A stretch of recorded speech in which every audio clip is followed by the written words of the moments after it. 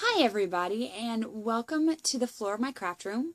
I'm Daisy and we're hanging out together. This is episode 18 and it is February 18th, it's a Thursday.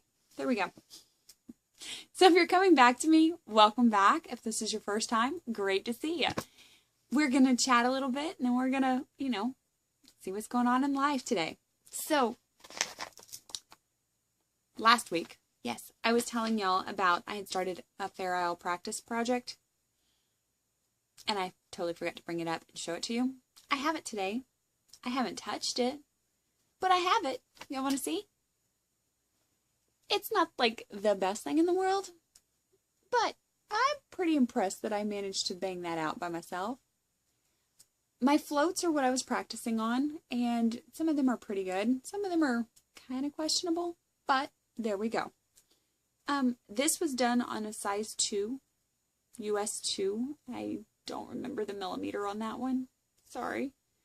And I was kind of using the Fair Isle cuffs pattern on Ravelry.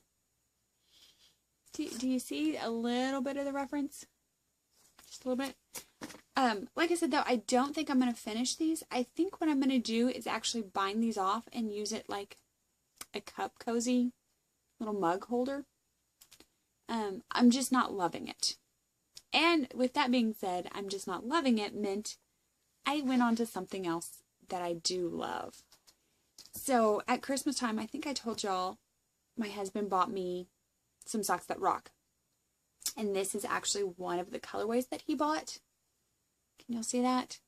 And this is, let me tell you correctly, these are both medium weight socks that rock. This is the electric Kool-Aid acid test. Just lovely. And I knew as soon as I saw it, I wanted to do color work with this. Also thinking I'm going to need master knitter practice and color work practice. So what I did was I hopped on Ravelry and I went to the D-Stash page and I found a skein that is Mills in. It didn't even have a color. There was no tag. It was a light green, maybe like a yellowish green in spots, light green. So I bought it, and as you can tell, it did not stay that color. I overdyed it to get it to be black. So that way it would make my colors pop. And I have the Megan Williams Wonder Wander mitts, and I actually printed like the whole thing off. So that's what her pattern looks like. And I have to say, I'm not too far off from that. What do you think? This just makes me smile. The play with the black and so makes me smile. However, I've had some issues. I'm doing these magic loop on a US 5. And I want to say that's a 3.75 millimeter needle. I've had a lot of issues with my floats at the ends. So where you go from one needle to the other needle. I've had a lot of issues. And I'm really struggling. I had some float issues. And as I kept going, you could tell as I go up, my float got so much better. But my ends, and I just kept struggling and struggling. So Tuesday night was knit night, and I went out to my knit night, and I'm chatting with some ladies, and two of them both said they struggled with it too. They do quite a bit of color work, and they struggle with it. The way they get around it is they do everything in the round on like a 16-inch needle. They do a lot of hats on 16-inch needles. And I said, well, a 16-inch needle is not going to, this is a mitt. It's not going to do me any good. They said, oh, why don't you just get a 9-inch needle? That would make sense. A 9-inch needle would be perfect for this. So I came home, I hopped on Amazon. Actually, I hopped online and I looked around where I could find one. Amazon had them. And Prime. So tomorrow I will have one dropped off to the house. And I will switch these from the Magic Loop to the 9-inch circ. And I will see how that works for me. However, in the process, this is what I have so far. And I love it. But I came home Tuesday night and I set these down after I ordered those needles and I said, I don't need to keep working on this. I'm going to just wait. And when those new needles come, then I'm going to play around with it again. So it's Thursday. I can't sit that long with having nothing in my hands. So I have been doing a little bit of spinning, and I mean a little bit, not too much, but that's downstairs. I didn't bring that up either. Sorry. Instead, I communed with my stash, and I said, hey, what's up? I want to do something fairly quick, fairly little. And I looked around, and I realized I still had this magic cake. And this is, he's not a big full one. He's a kind of flatter one. This was what was left over from the magic cake that I used on the kids' mittens. So I remember I did some Franken mitts, and I used the inside and the outside of this to make a pair of mitts for my son. This is what's left over. I haven't weighed it. I have no idea what it weighs. But I cast on Fugly.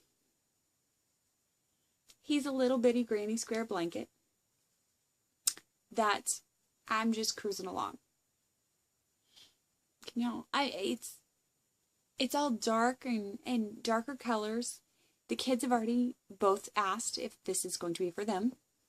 And quite honestly, the dog has kind of begged for it as well.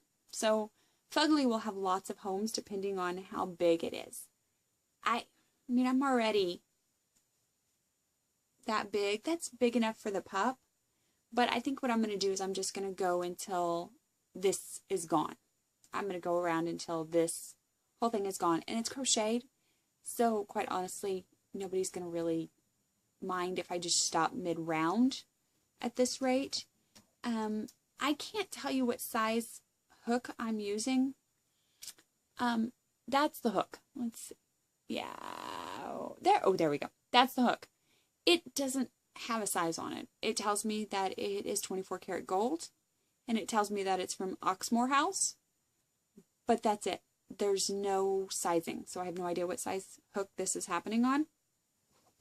And it's traveling around in a tangerine bag right now. I guess I should have told you that. The mitts are traveling around in Willow Rose's Rainstorm Studio bag. So there's that. The other thing that I'm waiting on is I'm waiting on the mail because I ordered some of the L DPNs. Have y'all seen those? Well, when those get here, I will cast on a sock and work on those. I have a test tomorrow with the doctor, and then I have tests on Tuesday and Thursday. So I'm looking at probably 9 to 12 hours sitting in an office. Fingers crossed they come today so I can start those socks, because that'll be a good brainless project for sitting in the doctor's office. So I'm counting my mitts as a lot of master knitter work, but the other master knitter thing that I've been working on is this book. Have y'all seen this book? The Principles of Knitting is huge. Huge. However, there's a lot of information in here. So I will find myself, I leave it sitting out like on my shop table or on the couch, and I'll come over and I'll open it and read a part of a page or a page, sometimes even two, just reading it to kind of absorb what's in here. And then I will walk away and digest it. This book is not a light read. It's a very technical, very informative read. But I have to process what it's telling me to understand things. It's just, I don't want to say it's necessarily dry, but that might be a good description of it. But so much information, and I'm so blessed at the viewer that passed this on to me. I had a viewer that contacted me and said, hey, I have this book. It's not going to do me as much good as it's going to do you. So she sent it to me, and I cried when I opened it, to be honest, because this is huge. There's so much information in here, and it has helped a lot with my references. So thank you to my viewer. I'm reading this. This is part of my Master Knitter continuing, is reading this and working on these mitts. The other thing I've been doing is I came home from Sock Bunny retreat last weekend, and next weekend I leave for the Pipeline retreat, and I'm vending at that one. So I started kind of playing around with some sock blanks and prepping for that, prepping the shop for that.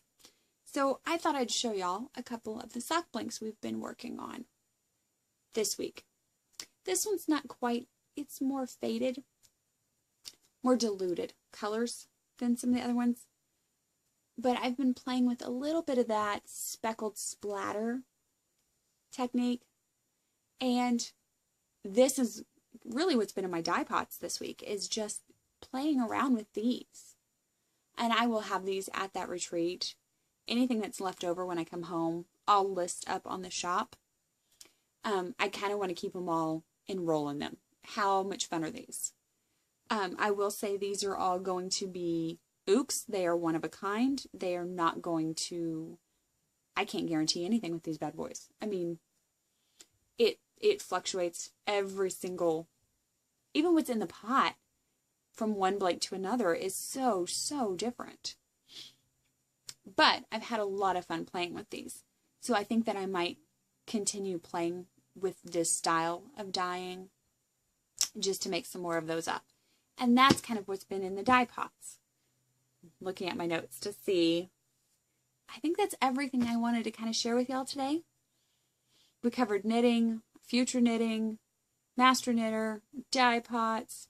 If you're at the retreat next weekend, please come up and say hi. I would love the chance to meet like real viewers, you know, touchy real viewers. Otherwise, you can always contact me. My contact information will be at the end. And I will see y'all next week. Hopefully I have some like big knitting going on. We'll see.